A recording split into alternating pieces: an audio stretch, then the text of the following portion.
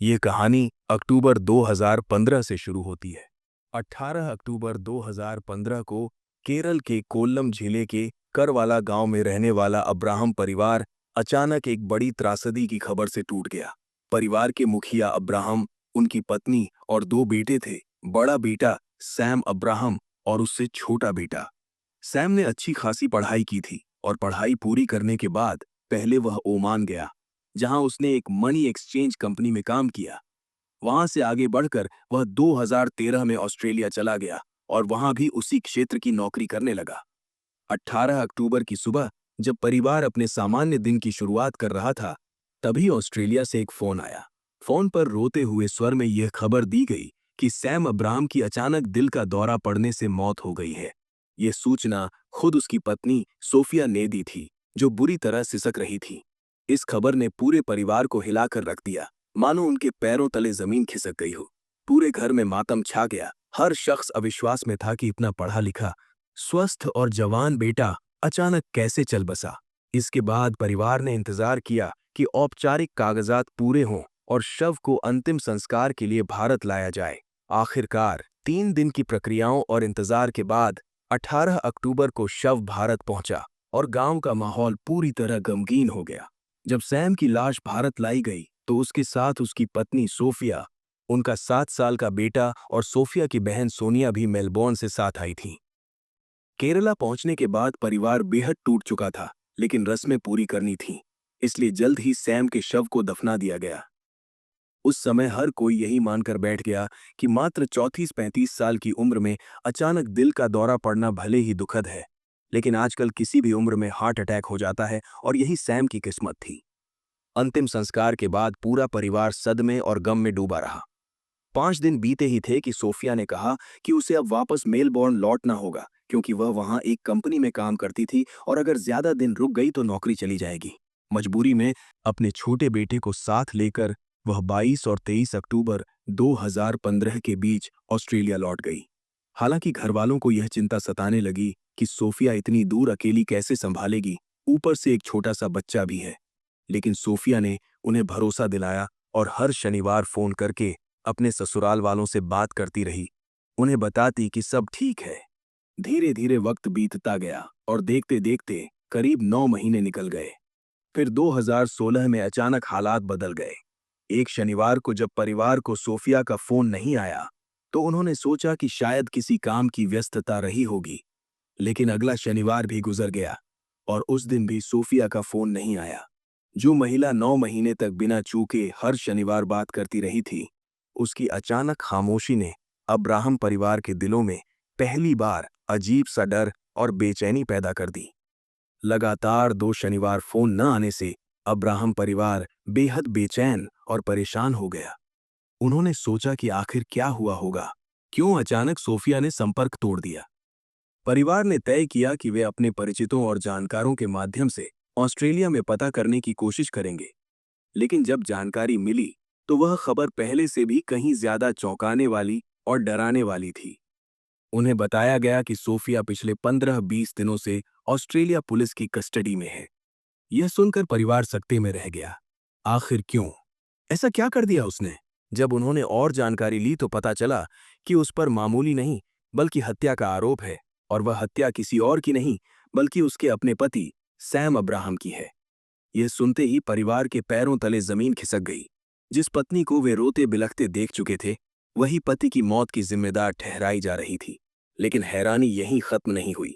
खबर यह भी आई कि सोफिया इस अपराध में अकेली नहीं थी, बल्कि उसके साथ एक और व्यक्ति गिरफ्तार किया गया है। नाम था अरुण कमलासन। उसकी उम्र भी करीब 32-33 साल बताई गई और वह भी केरल के इसी कोल्लम जिले का रहने वाला था। अब्राहम परिवार के लिए यह नाम बिल्कुल नया था। उन्होंने पहले कभी इस शख्स के बारे में सुना तक नहीं था। सवाल यह उठता था कि सोफिया और अरुण कमलासन का आपस में क्या रिश्ता था, दोनों के बीच कैसी नजदीकी थी, और आखिर क्यों मिलकर उन्होंने सैम जैसे मासूम और मेहनती इंसान को मौत के घाट उतार दिया। ये सब घर वालों की समझ से बाहर था। धीरे धीरे जब ऑस्ट्रेलिया पुलिस और वहां के हाई कमीशन के जरिए संपर्क हुआ, तो सच्चाई की परतें खुलनी शुरू हुईं और सबसे अहम दस्तावेज पोस्टमार्टम रिपोर्ट भारत पहुंची। पोस्टमार्टम रिपोर्ट और जांच के बाद जब धीरे धीरे इस केस की गुत्थी खुल रही थी, तभी यह कहानी एक अजीब मोड़ पर आकर खड़ी हो गई। दरअसल सोफिया और अरुण कमलासन का रिश्ता नया नहीं था। दोनों का बचपन केरल के कोल्लम इलाके में ही बीता था। सोफिया यहीं पली बड़ी थी और अरुण भी उसी इलाके का रहने वाला था। दोनों एक दूसरे को बचपन से जानते थे, पहले स्कूल में, फिर कॉलेज में, और यह जान पहचान वहीं से गहरी होती चली गई। इतना ही नहीं, हर रविवार जब चर्च में प्रेयर होती थी और कोरस गाया जाता था, तो सोफिया और अरुण दोनों उसमें हिस्सा लेते थे। यानी उनका 7 सालों पुराना था, और शायद वहीं से एक ऐसी डोर बंधी थी जिसने बाद में सैम की जिंदगी ही निगल ली। सोफिया और अरुण दोनों को बचपन से ही संगीत का शौक था। दोनों गाना गाते थे, चर्च में कोरस का हिस्सा बनते थे, और इसी साझा शौक ने उनके बीच एक खास रिश्ता बना दिया था। लेकिन सोफिया की जिंदगी का प्यार अरुण नहीं, बल्कि सैम अब्राहम था। जैसे जैसे उम्र बढ़ी और कॉलेज तक की पढ़ाई पूरी हुई, सैम ने मेहनत कर नौकरी हासिल की। उसे ओमान में एक प्रतिष्ठित मनी एक्सचेंज कंपनी में जॉब मिली। जाने से पहले उसने अपने माता पिता से साफ कहा कि वह सोफिया से शादी करना चाहता है। सोफिया का परिवार भी अच्छे दर्जे का था। उसके पिता डिफेंस से रिटायर्ड अफसर थे, एक सम्मानित और सशक्त परिवार। लेकिन फिर भी सोफिया के पिता को यह रिश्ता पसंद नहीं आया। उनका मानना था कि सैम और सोफिया की जोड़ी एक दूसरे के अनुकूल नहीं है। पिता के इनकार के बावजूद सैम अपने फैसले पर अडिग रहा। इस बीच जब सोफिया को यह सब पता चला, तो उसने घरवालों से साफ कह दिया कि अगर उसकी शादी सैम से नहीं हुई तो वह अपनी जान दे देगी। यह सुनकर दोनों परिवारों के बीच तनाव और बढ़ गया। आखिरकार ये मान लिया गया कि बच्चे बड़े हो चुके हैं और अपनी जिंदगी का फैसला खुद करना चाहते हैं, इसलिए घरवालों ने भी अपनी जिद छोड़ दी। नतीजा ये हुआ कि 2008 में सैम और सोफिया की शादी हो गई। बचपन का प्यार आखिरकार पति पत्नी के रिश्ते में बदल गया। शादी के 2 साल बाद सैम जॉब के सिलसिले में ओमान चला गया और सोफिया भी उसके साथ वहां रहने लगी। कुछ समय तक सब कुछ सामान्य रहा, लेकिन फिर सोफिया गर्भवती हो गई। इसी दौरान यह तय हुआ कि प्रसव और देखभाल के लिए सोफिया भारत लौट आएगी, ताकि परिवार के बीच सुरक्षित रह सके। साल 2009 की बात है, जब सोफिया ने शादी के बाद अपने पहले बेटे को जन्म दिया। परिवार के लिए यह खुशी का पल था। इस बीच सोफिया की बहन सोनिया, जो मेलबोर्न, ऑस्ट्रेलिया में रहती थी और एक अस्पताल में नर्स के तौर पर काम करती थी, ने उसे अपने पास बुलाने की बात कही। सोफिया ने भी यह सोचा कि विदेश में रहकर उसके लिए करियर की नई संभावनाएं खुल सकती हैं, खासकर क्योंकि उसने इलेक्ट्रॉनिक्स में एमएससी की हुई थी। जल्द ही सोफिया को मेलबोर्न में नौकरी का ऑफर मिल गया। नौकरी का लेटर हाथ में आते ही उसने अपने छोटे बेटे के साथ ऑस्ट्रेलिया जाने का फैसला किया और वहां अपनी बहन सोनिया के पास जाकर बस गई।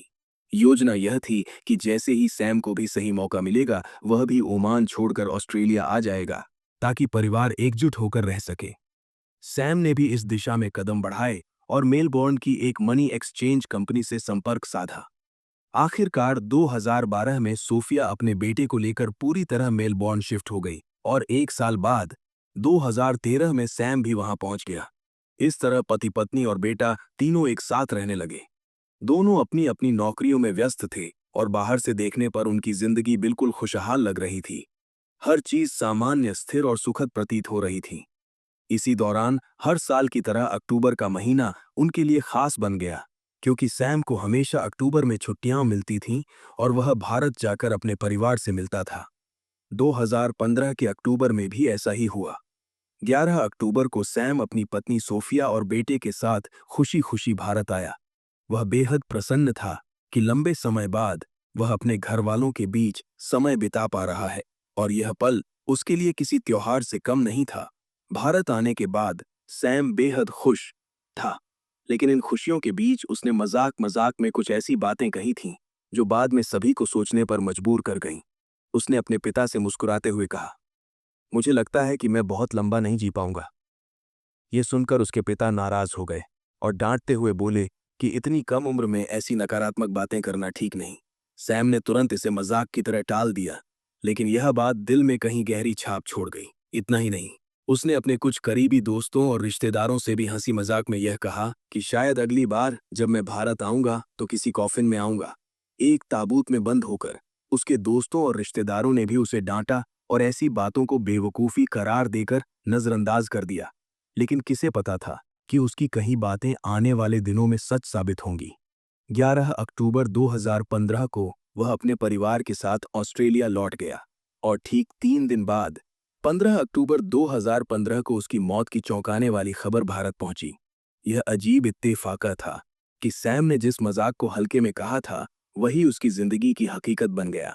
सवाल यह था कि क्या यह सिर्फ एक संयोग था, या सैम को पहले से कुछ आभास हो गया था, या फिर उसके आसपास पहले से कुछ ऐसा घट रहा था जिसकी भनक उसे थी। यही बिंदु इस पूरी कहानी को और भी रहस्यमय बना देता है। एक तरफ ये कहानी बचपन की मोहब्बत की है, स्कूल से कॉलेज तक चली उस दोस्ती की है जो आखिरकार शादी में बदली, एक बेटे के जन्म की है, केरल से ओमान और फिर ऑस्ट्रेलिया तक की जर्नी की है। और दूसरी तरफ यह विडंबना भी है कि वही सोफिया जिसने कहा था कि अगर उसकी शादी सैम से नहीं हुई तो वह अपनी जान दे देगी, वही औरत आगे चलकर उसी सैम की जिंदगी छीनने का कारण बनी। सोफिया की जिंदगी में असल में सिर्फ एक ही कहानी नहीं थी, बल्कि इसके पीछे एक और, कहीं ज्यादा पेचीदा और गुप्त कहानी छिपी थी। बचपन का प्यार तो सैम अब्राहम था, जिसके साथ उसने जिद करके शादी की और एक बेटा भी हुआ। लेकिन कॉलेज में पहुंचते ही सोफिया की जिंदगी में एक दूसरा रिश्ता पनपा। ये रिश्ता था अरुण कमलासन के साथ। दोनों उस समय केरल में एमएससी इलेक्ट्रॉनिक्स की पढ़ाई कर रहे थे। वहीं मुलाकातों के दौरान अरुण और सोफिया के बीच दोस्ती गहरी होती गई और यह दोस्ती धीरे धीरे एक नए प्यार में बदल गई। कुछ वक्त तक दोनों का यह रिश्ता कॉलेज तक सीमित रहा, लेकिन बाद में अरुण ऑस्ट्रेलिया चला गया और मेलबोर्न की एक आईटी कंपनी में नौकरी करने लगा। वहां जाकर अरुण ने शादी भी की, उसके घर में एक बच्चा भी हुआ और बाहर से देखने पर उसकी जिंदगी बिल्कुल सामान्य और खुशहाल नजर आती थी। दूसरी ओर सोफिया भी अपनी शादीशुदा जिंदगी जी रही थी, पर सच्चाई यह थी कि शादी और बच्चा होने के बाद भी उसका अरुण से संपर्क कभी टूटा ही नहीं। दोनों लगातार व्हाट्सएप और अन्य माध्यमों से एक दूसरे से बात करते रहे और यह रिश्ता गुपचुप तरीके से चलता रहा। दरअसल जब सोफिया ने अपने पति सैम को ऑस्ट्रेलिया शिफ्ट होने के लिए तैयार किया था और कहा था कि वहां जिंदगी बेहतर होगी, तो इसके पीछे सिर्फ करियर और लाइफस्टाइल का आकर्षण नहीं था, बल्कि एक बड़ा मकसद अरुण से नजदीकी बढ़ाना भी था। यही वजह थी कि उसने बार बार सैम को मनाया कि वे मेलबोर्न चलें और वहीं बस जाएं।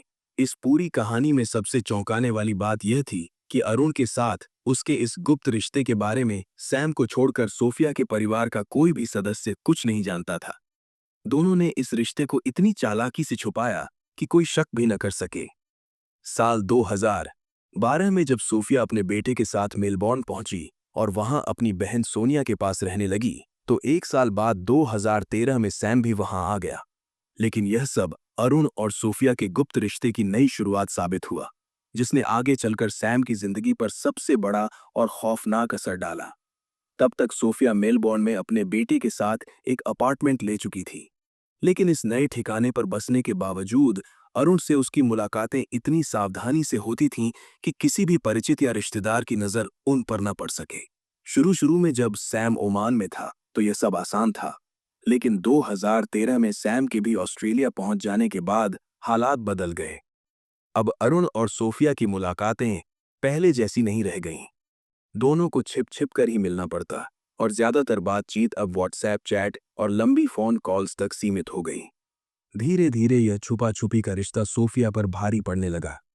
उसे महसूस हुआ कि यह सिलसिला कब तक ऐसे चलेगा, कब तक वे एक दूसरे से चोरी चुपके मिलते रहेंगे। यही बेचैनी उसने अपनी आदत के अनुसार अपनी डायरी में दर्ज करनी शुरू की। सोफिया को डायरी लिखने का शौक था और उसने उसमें अरुण के लिए अपने जज्बात, सपने और छुपी हुई इच्छाएं सब लिख डाला। बाद में यही डायरी उसकी जिंदगी का सबसे बड़ा सबूत बन गई, जिसे मलयालम से अंग्रेजी में ट्रांसलेट करके अदालत में पेश किया गया। डायरी और चैट से यह साफ झलकता था कि अरुण और सोफिया अब एक ही ख्याल के इर्द गिर्द घूम रहे थे। आखिर कब तक? दोनों ने सोचना शुरू कर दिया कि क्यों न अब वे जिंदगी को पूरी तरह एक साथ जिएं, बिना किसी रुकावट के।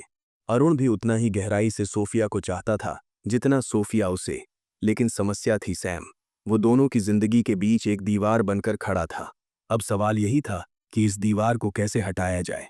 और फिर जैसे किसी खतरनाक मोड़ पर पहुंची कहानी अपना अगला अध्याय लिखती है, वैसे ही दोनों ने एक बेहद खतरनाक फैसला लिया। सोफिया और अरुण ने आपस में ठान लिया कि अगर सैम रास्ते से हट जाए तो उनकी जिंदगी में कोई रुकावट नहीं रहेगी। उन्होंने खुद को यह तसल्ली भी दी कि वे अपने देश से बहुत दूर ऑस्ट्रेलिया में हैं, जहां उन्हें कोई पहचानता नहीं, कोई सवाल करने वाला नहीं। और इस सोच के साथ दोनों ने यह तय कर लिया कि अब सैम को हमेशा के लिए रास्ते से हटा देना ही उनका इकलौता रास्ता है। साल 2015 की फरवरी का महीना था। जगह थी मेलबोर्न का एक मेट्रो स्टेशन। उसी दिन पहली बार अरुण और सोफिया की साजिश हकीकत में उतारने की कोशिश की गई। सैम रोज की तरह अपनी कार पार्क करके बाहर निकला ही था कि सामने खड़ी एक गाड़ी की आड़ से अरुण निकला। उसके चेहरे पर नकाब था और हाथ में चाकू। उसने अचानक हमला बोल दिया। तेज धार वाले वार सीधे सैम की गर्दन, पेट और चेहरे पर पड़े। सैम बुरी तरह घायल हुआ, लेकिन किस्मत का खेल देखिए कि वह बच गया। उस वक्त पुलिस को लगा कि शायद यह हमला किसी लूट या डकैती की वारदात है, क्योंकि सैम एक मनी एक्सचेंज कंपनी में काम करता था। सबको यही भ्रम हुआ कि किसी गैंग ने पैसे लूटने की कोशिश की है। चूंकि हमलावर की पहचान छुपी रही, सैम भी कुछ साफ नहीं बता पाया और मामला वहीं का वहीं रह गया। पुलिस ने शिकायत दर्ज की, मगर धीरे धीरे यह केस ठंडा पड़ गया। लेकिन इस असफल कोशिश ने सोफिया और अरुण को हतोत्साहित नहीं किया, बल्कि और भी खतरनाक बना दिया। अब उन्हें एहसास हुआ कि चाकू या किसी हमले से सैम को मारना जोखिम भरा है, क्योंकि इसमें पुलिस और लोगों की नजर जल्दी पड़ सकती है। तब दोनों ने मिलकर एक नया और कहीं ज्यादा शातिर प्लान बनाया। इस बार उन्होंने तय किया कि ऐसा तरीका अपनाना है जिससे किसी को शक ही न हो, और उस योजना का नाम था जहर। उन्होंने सोचा कि अगर ऐसा जहर दिया जाए जिससे मौत हार्ट अटैक जैसी लगे तो किसी को कुछ समझ ही नहीं आएगा। आखिरकार उन्होंने साइनाइड चुना। 11 अक्टूबर 2015 वो दिन जब प्लान को अंजाम दिया गया। उस शाम सोफिया ने जूस में साइनाइड मिलाकर अपने पति सैम को दिया। सैम ने बिना किसी शक के वह जूस पी लिया। कुछ ही देर बाद वह असहज महसूस करने लगा और कमरे में गिर पड़ा। सोफिया ने पहले से ही अरुण को मैसेज भेजकर इशारा कर दिया था कि काम हो गया है। अरुण तुरंत घर पहुंचा। उसने कमरे में जाकर देखा कि सैम की हालत नाजुक थी, मगर उसकी सांसें अभी चल रही थीं। टेबल पर रखा गिलास देखा जिसमें थोड़ा सा जूस बाकी था। उसे शक हुआ कि अगर सैम इस हालत से बच गया तो सारा प्लान ध्वस्त हो जाएगा। फिर उसने एक बेहद क्रूर कदम उठाया।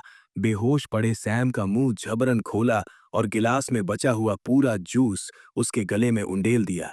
यानी वह जहर की आखिरी बूंद तक पीने पर मजबूर कर दिया गया। कुछ ही पलों में सैम की सांसें थम गईं। उस रात साजिश पूरी तरह अंजाम दी जा चुकी थी। अरुण घर से निकल चुका था और कमरे में सिर्फ सोफिया, उसका 7 साल का बेटा और बेड पर पड़ा सैम का निर्जीव शरीर था। रात लंबी और भयानक थी। पूरे कमरे में खामोशी पसरी हुई थी, मगर उस खामोशी के बीच मौत की ठंडी छाया गाढ़ी होती जा रही थी। सोफिया पूरी रात उसी कमरे में रही, पति की लाश के पास, मानो कुछ हुआ ही न हो। उसका बच्चा भी वहीं सो रहा था, शायद मासूम नींद में, बिना यह जाने कि उसके पिता अब कभी सुबह नहीं उठेंगे। सुबह का उजाला होते ही सोफिया ने अगला कदम उठाया। जैसे ही सूरज की किरणें घर के अंदर पहुंची, वह अचानक जोर जोर से चिल्लाने लगी। उसकी आवाज सुनकर आस पड़ोस के लोग दौड़े चले आए। पड़ोसियों ने देखा कि सैम बिस्तर पर बेसुध पड़ा है। तुरंत हड़बड़ी मच गई और उसे अस्पताल ले जाया गया। सोफिया रोते रोते यही कहानी दोहराती रही। रात सब ठीक था, सुबह अचानक हालत बिगड़ी, शायद हार्ट अटैक हुआ है। उसने यहां तक कहा कि सैम को पहले से ही दिल से जुड़ी कुछ समस्याएं थीं। पड़ोसियों, रिश्तेदारों और अस्पताल के डॉक्टरों के सामने रो रो कर बेहाल हुई पत्नी और मासूम बेटे की तस्वीर देखकर किसी को शक नहीं हुआ। हर कोई यही मान बैठा कि सैम का निधन हार्ट अटैक से हुआ है। ऑस्ट्रेलियाई पुलिस ने भी शुरुआती तौर पर यही माना और रिपोर्ट में यही दर्ज कर दिया। प्राकृतिक मौत, हृदयाघात। चूंकि परिवार मूल रूप से केरल का था, अब अगला कदम था सैम का पार्थिव शरीर भारत भेजना। सारे कागजात तैयार किए गए, जिनमें मौत का कारण भी हार्ट अटैक लिख दिया गया। अगर यहीं तक मामला रुक जाता और ऑस्ट्रेलिया की पुलिस औपचारिकता निभाकर बिना किसी विस्तृत जांच के बॉडी भारत भेज देती, तो यह हत्या हमेशा के लिए दिल का दौरा कहलाती। लेकिन किस्मत को कुछ और ही मंजूर था। अस्पताल में रूटीन के तहत पोस्टमार्टम किया गया। शुरुआती रिपोर्ट में भले ही दिल पर असर और हार्ट अटैक जैसी ही निशानियां दिखीं, लेकिन जांच करने वाले डॉक्टरों ने कुछ छोटे छोटे बिंदुओं पर ध्यान दिया। ऐसे बिंदु जो आगे चलकर इस केस की असली गुत्थी सुलझाने की नींव बने। असल सच्चाई का पता चलना आसान नहीं था, क्योंकि जब तक विसरा रिपोर्ट नहीं आती, तब तक मौत का कारण साफ नहीं हो पाता और इसमें समय भी लगता है। ऊपर से परिवार की तरफ से भी कोई शक या फाउल प्ले की ओर इशारा नहीं किया गया था। हर कोई यही मान चुका था कि यह सामान्य हार्ट अटैक से हुई मौत है, लिहाजा पुलिस ने भी तत्काल कोई संदेह नहीं जताया और बॉडी बिना किसी आपत्ति के भारत भेज दी गई। केरल में सैम को पूरे रीति रिवाज से दफना दिया गया और कहानी यहीं खत्म हो गई लगती थी, लेकिन किस्मत ने जैसे इस केस को खुद ही खोलने का बीड़ा उठा रखा था। दफनाने के महज 4 दिन बाद ही सोफिया अपने ऑफिस का हवाला देकर वापस मेलबोर्न लौट आई। वहां पहुंचने के बाद उसने एक नियम बना लिया, हर शनिवार को अपने ससुराल वालों को फोन करना, ताकि सबको यह लगे कि सब कुछ सामान्य है। इस बीच पुलिस पूरी तरह खामोश थी, लेकिन अंदर ही अंदर केस की बुनियादी जानकारी इकट्ठा की जा रही थी। धीरे धीरे उन शुरुआती गलतियों ने इस परत को हिला दिया जिन्हें सोफिया ने शायद मामूली समझकर किया था। पहली गलती थी सैम की मौत के महज 1 हफ्ते के भीतर उसका पूरा बैंक अकाउंट खाली कर देना और सारी रकम अपने नाम ट्रांसफर कर लेना। चूंकि वह पत्नी थी, इसलिए यह कदम शक की गुंजाइश में नहीं आया और घरवालों ने इसे सामान्य मान लिया। लेकिन दूसरी गलती कहीं ज्यादा बड़ी और घातक थी। सोफिया ने सैम की कार अपने प्रेमी अरुण के नाम ट्रांसफर करवा दी। यही वह मोड़ था जहां से पहली बार शक की सुई हिली, क्योंकि इतने बड़े फैसले के पीछे की मंशा साफ नजर आने लगी। परिवार और पुलिस दोनों के लिए यह पहली ठोस कड़ी बनी, जिसने संकेत दिया कि सैम की मौत कोई साधारण हार्ट अटैक नहीं, बल्कि एक सोची समझी साजिश हो सकती है। सोफिया ने सैम की कार सीधे अपने नाम पर करने के बजाय उसे अरुण के नाम ट्रांसफर कर दिया, जबकि वह आसानी से चाहती तो गाड़ी अपने पास रख सकती थी या बेच सकती थी। यही एक ऐसा कदम था जिसने पहली बार सबको सोचने पर मजबूर कर दिया। आखिर यह अरुण कौन है? पुलिस की नजर में वह महज एक कार लोन बायर लग रहा था, लेकिन कहीं न कहीं यह कड़ी बेहद संदिग्ध थी। ऑस्ट्रेलियाई पुलिस को भी कुछ गड़बड़ की गंध आने लगी थी, मगर उनके पास अभी तक कोई ठोस सबूत नहीं था। डिटेक्टिव ने जब अपने सीनियर अफसर को शक जताया, तो जवाब मिला, पहले सबूत लाओ, फिर बात करो।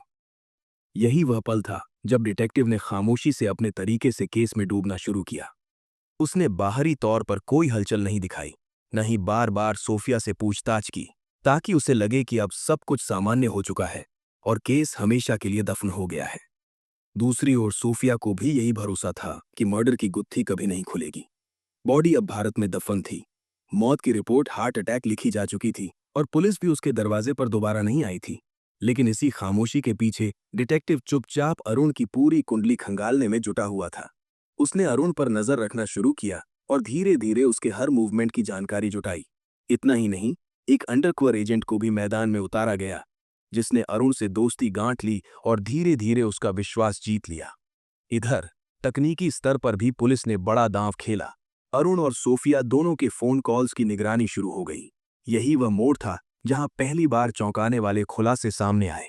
उनकी बातचीत में ऐसी ऐसी बातें रिकॉर्ड हुई जो अब तक किसी को पता नहीं थीं और जिन्होंने साफ कर दिया कि यह मौत कोई प्राकृतिक हादसा नहीं, बल्कि एक खौफनाक साजिश थी। धीरे धीरे जाल कसता गया और पुलिस के पास सबूत जुटने लगे। अंडरकवर एजेंट, जो अरुण का दोस्त बनकर उसके बेहद करीब पहुंच गया था, कई बार यूं ही अनौपचारिक बातचीत करता रहा। एक दिन अचानक अरुण का दिमाग ढीला पड़ा और उसने लापरवाही में वही राज उगल दिया जो अब तक छिपा हुआ था। उसने उस एजेंट से स्वीकार किया कि उसने एक बार सैम को मारने की कोशिश की थी। उसने कहा, मैंने जूस में जहर मिलाया था और उसे पिलाया था। ये सब पुलिस पहले से रिकॉर्ड कर रही थी और अब उनके हाथ सबसे बड़ा सबूत लग चुका था। कॉल डिटेल्स, रिकॉर्डिंग्स और एजेंट की रिपोर्ट ने मिलकर केस को नए मोड़ पर पहुंचा दिया। लेकिन फिर भी डिटेक्टिव का काम यहीं खत्म नहीं होता था। जब उसने अपने अफसरों को सबूत सौंपे तो उनसे एक ही सवाल आया, मोटिव कहाँ है? ये साबित करो कि कत्ल क्यों किया गया। यही सबसे बड़ी चुनौती थी। अगर सैम को मारने में सोफिया शामिल थी तो उसका मकसद क्या था, और अगर अरुण ने हाथ बढ़ाया तो उसका फायदा क्या था। तभी पुलिस ने उनकी व्हाट्सएप चैट्स, कॉल हिस्ट्री और बाकी बातचीत की गहराई से छानबीन शुरू की। यहीं से असली राज सामने आया, सोफिया और अरुण के बीच का पुराना रिश्ता, उनका छुपा हुआ प्यार और यह सच्चाई कि दोनों शादीशुदा होते हुए भी एक दूसरे से दूर नहीं रह पा रहे थे। उनके लिए सैम सबसे बड़ा रोड़ा था। जब तक सैम जिंदा था, उनका मिलन संभव नहीं था। यही था इस कत्ल का सबसे ठोस मोटिव, एक खतरनाक लव ट्रायंगल। और जहां तक हथियार यानी वेपन की बात थी, वह भी अरुण ने अपनी ही जुबान से बता दिया था कि जूस में जहर यानी साइनाइड मिलाकर सैम को मौत के घाट उतारा गया। अब पुलिस के पास तीनों सबसे अहम चीजें थीं: मोटिव, वेपन और कन्फेशन, जिनके सहारे पूरी साजिश को कानूनी रूप से साबित किया जा सकता था। जब सच्चाई सामने आने लगी तो यह साफ हो गया कि असल वजह मौत के बाद ही पता चल सकती थी। यही कारण था कि क्रिश्चियन रीति से दफनाए गए सैम के शव को कब्र से निकालकर उसका विसरा परीक्षण कराया गया। इस पोस्टमार्टम और विसरा एनालिसिस में वह निर्णायक सबूत मिला जिसने केस की दिशा ही बदल दी। अब पुलिस के पास वेपन यानी जहर का तरीका, मोटिव यानी छुपे हुए अवैध रिश्ते का कारण और रिकॉर्डेड कन्फेशन सब कुछ मौजूद था। इसी के बाद लगभग 9 महीने लंबी और खामोश जांच के बाद ऑस्ट्रेलियाई पुलिस ने सोफिया और अरुण दोनों को एक साथ गिरफ्तार कर लिया। गिरफ्तारी के बाद दोनों को लगातार 15 दिन तक थाने में रखा गया, जहां से उन्हें अपने परिवार तक कोई संपर्क करने की अनुमति नहीं थी। इस दौरान रसायन के घर वाले बुरी तरह परेशान हो गए, क्योंकि उनका नन्हा पोता उसी ऑस्ट्रेलिया में मां के साथ रह रहा था और उन्हें उसकी सुरक्षा की चिंता सताने लगी।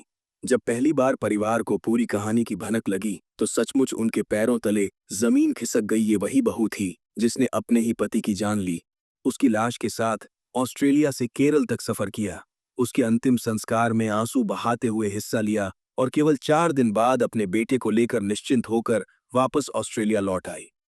सबसे चौंकाने वाली बात यह थी कि कोल्लम जिले के उस छोटे से गांव में, जहां सैम का पैतृक घर और पूरा परिवार रहता था, किसी को न तो सैम की फैमिली को और न ही सोफिया के घर वालों को इस बात का जरा भी अंदाजा नहीं था कि सोफिया और अरुण एक दूसरे को इतने करीब से जानते थे। सबके लिए यह खुलासा किसी सदमे से कम नहीं था। सोफिया और अरुण का रिश्ता कोई नया नहीं था, बल्कि उनका यह प्यार लगभग 10 साल पुराना था।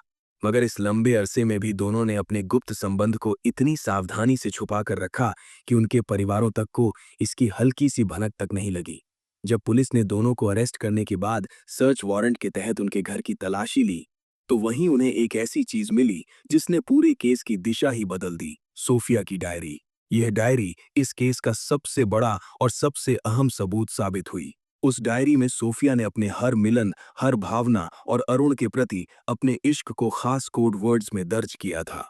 करीब 100 से अधिक पन्नों की यह डायरी सिर्फ एक निजी लिखावट नहीं थी, बल्कि यह पूरी कहानी का खुला बयान थी, जिसमें लिखा था कि वह अरुण को छोड़ नहीं सकती, उसके बिना जी नहीं सकती और किस तरह उनके बीच का रिश्ता किसी भी हालत में टूट नहीं सकता। इस डायरी को बाद में मलयालम से अंग्रेजी में ट्रांसलेट कराया गया और कोर्ट में एक ठोस दस्तावेज के रूप में पेश किया गया।